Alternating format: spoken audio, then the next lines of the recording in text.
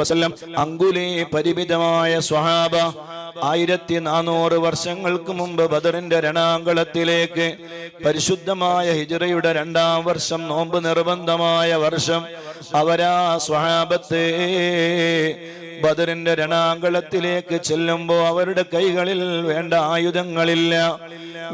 ആയുധങ്ങളില്ല, കുതിരകളില്ല, ഒട്ടകങ്ങളില്ല, ഭക്ഷണങ്ങളില്ല, എല്ലാം അല്ലാഹുവിൽ അവർ സമർപ്പിച്ചുകൊണ്ട് വജാദൂ ബി അംവാലിൻ വബാഉ നുഫൂസഹും ലിദീനിൽ ഹുദാ ഫീ കുല്ലി മൗതീൻ ഗസ്വതി.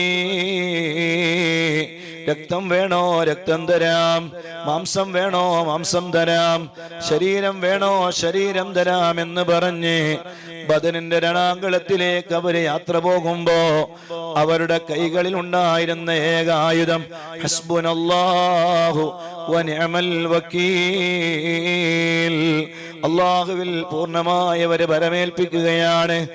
ആയിരക്കണക്കിന് വരുന്ന ശത്രുപക്ഷന്മാര്, കിങ്കരന്മാരായ ആളുകൾ, എല്ലാ സർവായുധ വിഭൂഷരായ, എല്ലാ ശക്തിയും എല്ലാ കഴിവും മേളിച്ചവര്, അവരുടെ കൈകളിൽ ആയുധങ്ങളുണ്ട്, ഭക്ഷണങ്ങളുണ്ട്, ഒട്ടകങ്ങളുണ്ട്, കുതിരകളുണ്ട്, എല്ലാ സജ്ജീകരണങ്ങളോടെയും മക്കയിൽ നിന്നവര് ബദറിലേക്ക് എത്തുമ്പോ അവര് തിന്നു തീർത്ത ഒട്ടകങ്ങളുടെ എണ്ണം 111ഓളം ഒട്ടകങ്ങളെ അവര് തിന്നു തീർത്തിട്ടുണ്ടായിരുന്നു.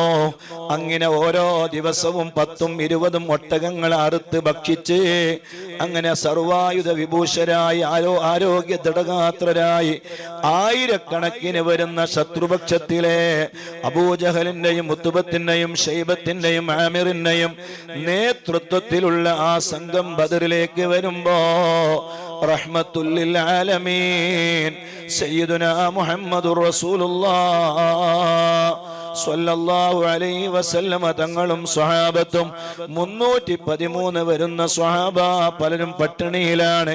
വേണ്ട ഭക്ഷണമില്ല, വെള്ളമില്ല, സർവ ആയുധരല്ല,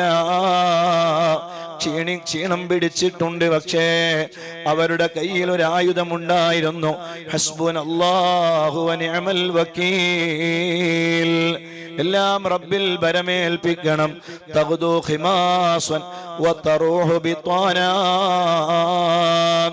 രാവിലെ രാവിലെ ഭക്ഷണം തേടി പോകുന്ന പക്ഷിലതാദികളെ നിങ്ങൾ കണ്ടില്ലേ?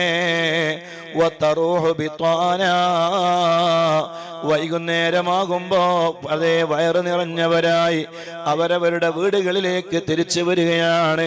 ആ പക്ഷികൾക്ക് ഭക്ഷണം കൊടുത്തവനാര്? അല്ലാഹ്. ആ റബ്ബിൽ കാര്യങ്ങൾ ഭരമേൽപ്പിക്കണം. എല്ലാത്തിൻ്റെയും സർവാധിപതിയായ സർവരക്ഷകനായ രാജാതിരാജനായ മാലിക്കുൽ മുലൂക്കായ അല്ലാഹുവിൽ നമ്മുടെ കാര്യങ്ങൾ നമ്മൾ ഭരമേൽപ്പിച്ചാൽ അല്ലാഹ് നമ്മളെ കൈവെടിയൂല.